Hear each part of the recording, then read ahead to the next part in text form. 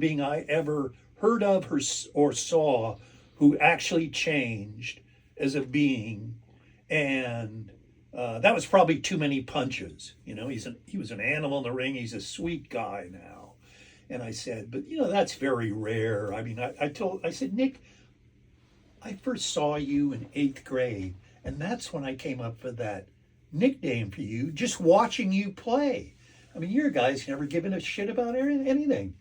And he goes, God damn. And I leaned forward and I said, I love you, buddy, but that black ship you've been piloting all these years?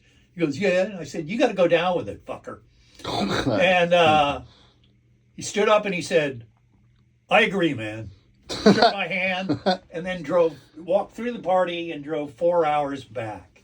And only my buddy Tom Canby ever saw him again. And that was that was a couple years later. Nick was in a Reno charity ward, dying of cancer. From all that coke, he got a tumor near his eye. Oh, God. And it eaten away half of the right side of his face. And he was riding the morphine river out the door. And, I talked to Canby later and I said, well, how was it? He said, the funny thing was, his last words were about you.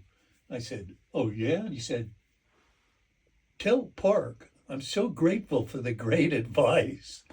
And the irony was, I think he meant it, Yeah. I mean, he'd never have to see Magpie again.